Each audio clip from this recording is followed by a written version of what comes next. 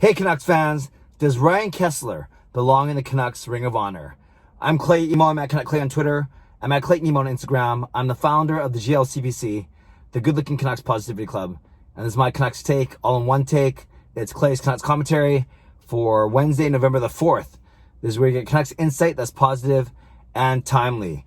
My regular Wednesday morning bowling update, pretty good. I bowled a 689 series. That means 172 average. I always aim for the 700 series because that means it's 175, which is actually a lot above my regular average. So 172 last night, including a game of 211, which I was happy about. Then there's a 174 in there, and then a couple 150s, which I wasn't pleased about. So did okay. Our team overall, not so good. So we had a bit of a step back. So we'll see how we do. But as I mentioned yesterday, we came in the standings, came in the week 8th out of 10. We're supposed to be 10th out of 10 by average. So anything above 10 is a bonus, but we'll see if we were able to hold on to our massive 8th place ranking going forward. Okay, let's talk about Ryan Kesler. And I bring this up because it was a question that was asked of me in my Ask Me Anything on the weekend. And it was kind of cool to do a bit of research actually, and to really to think about what my answer was going to be. So again, the question is, does Ryan Kesler belong in the Canucks Ring of Honour? Quickly, let's talk about the 7 players that are in the Ring of Honour right now. And then one of them is Orlin Kurtenbach. He was our very first ever captain.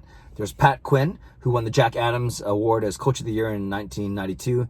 Then he was the coach and GM when we went to the finals in 94. There's Matthias Olin, who was, before Edler passed him, was the highest scoring defenseman in Canucks history, and I think he's actually the best defenseman in Canucks history. So that's Matthias Olin. There's Harold Snepps, more of a fan favorite, not the best player ever, but a very solid defenseman. And for a while, he was leading the team defenseman in most games played and most penalty minutes. I think Edler passed him in the games played for sure. And then there was, of course, Thomas Gerdine, who is a very great playmaking forward, a Swedish forward who's still in the 80s, still a scout for the team right now. There is Kirk McLean, arguably the best or second best goaltender. I'll go second best because I like Luongo, you guys know that. There's Kirk McLean, who was backstopped our team to 94 Cup run and leads or near the top of many statistical categories. Don't know why I couldn't say the word. Statistical categories for the team. And then there's, of course, Alex Burrows, the most recent inductee. That was just December of 2019. And, great community guy and great, obviously, performance on the ice, especially his famous dragon slaying goal. So you look at those 7 guys and you say, is Ryan Kesler to their quality? Well, I would argue that he was a better player than at least a couple guys on there, including Harold Snepps, with all due respect to Harold Snepps. And then, and when you look at Kessler, so I'll tell you now, my answer is yes. I think Ryan Kesler should be in there, but I was really on the fence about it. And last year at this time, maybe if you asked me, I would have said no. So I want to give my reasoning. So I think from a playing standpoint, he, behind Henrik Sedin, who's not in the Ring of Honour because his jersey's retired, gave the Canucks a very formidable 1-2 punch for the early, 2009, 2010, 2011, 2012, 2013. That was really, really good. And Kessler's, obviously, his best season was 2010, 2011, when he had 71 points, including 40 goals in that 2011 season.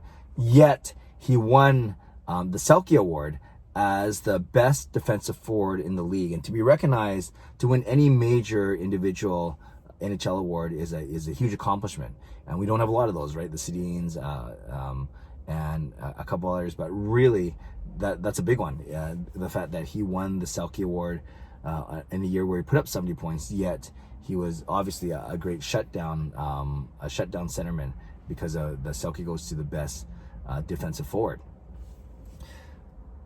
And that was the regular season, and then you get to the playoffs, and we know, especially the second series against Nashville. We call him beast mode there because he had 11 points in 6 games in beating Nashville in that second round.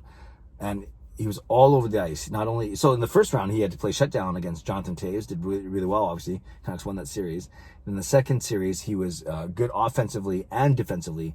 11 points in 6 games, all over the ice. Really, really noticeable. Really, probably the best Canucks player in that series.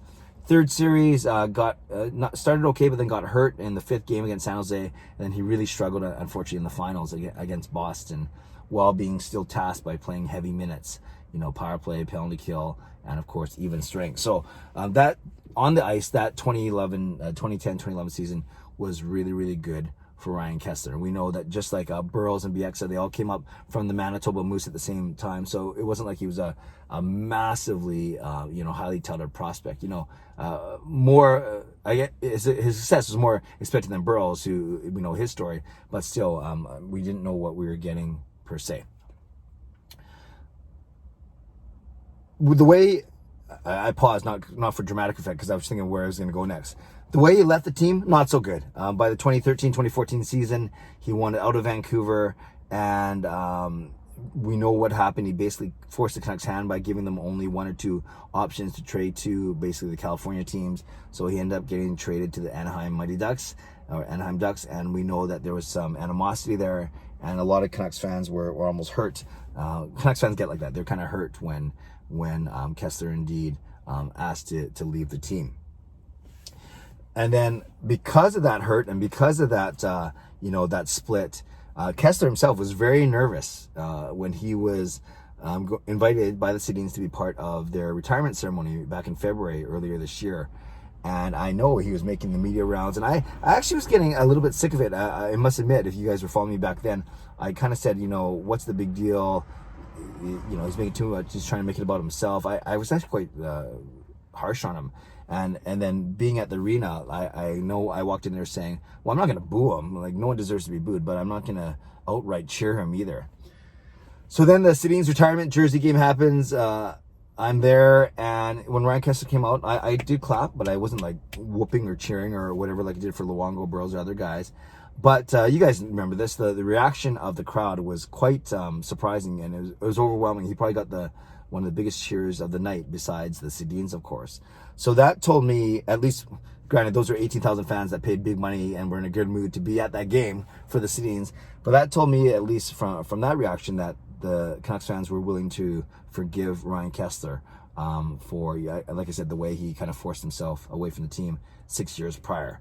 So there was that was, and you could tell that he was kind of relieved, and he was smiling, and he had a lot of good things to say about the fan base and the city during that and after that. I guess the other part I look about the Ring of Honor too, the Canucks put such an emphasis on community and advocacy and things like that, and you see that in guys like Alex Burroughs, and then Kirk McLean, who's still very involved in that kind of thing. Kurt Buck always have a special place as the first captain. Harold Snep's involved in alumni. Gradin's still a scout. Pat Quinn's deceased, unfortunately. And then, of course, Mattias Olin, I don't even know if he lives here, so maybe he lives back in Sweden. So it's probably hardest for him to do community stuff now, but still, he did a lot when he was with the team. So Ryan Kesler did a lot of community stuff, despite his reputation of being a little gruff or rough around the edges or whatever it may be, or maybe a bit of a scowl on his face. Kind of reminds me of JT Miller. What is it with American players? It's kind of like JT Miller of now. But I do know that he was a hallmark, a stalwart, and a staple of the Canucks community efforts when he was here. So he would never. It was never like he didn't want to do it, or he wasn't a big part of what the Canucks were doing in the community. So I look at everything. I look at his on-ice performance. I look at his playoff run. I look at the his community work, and quite frankly, comparatively speaking to the guys that are up in the Ring of Honor, when you put all that together.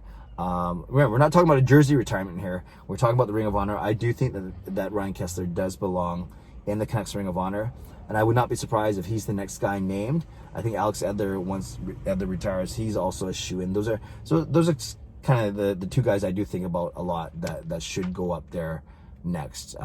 But I admit the Ryan Kesler one, I was hemming and hawing. I was on the fence about before, but as I think about it and as I lay it out here, I could see a strong case for him going up into the Canucks Ring of Honor. Canucks fans, let me know what you think. Do you think Ryan Kesler should go in the Ring of Honor and use whatever criteria you want? I know that I just laid out the criteria I use: on ice, off ice, achievements, awards, all those kind of things. So let me know what you think. Or do you pay a lot of attention, put a lot of stock into the way that he kind of forced his way out of this city? Leave a comment below. I love to read, react, and reply, as always. Subscribe if you'd like to.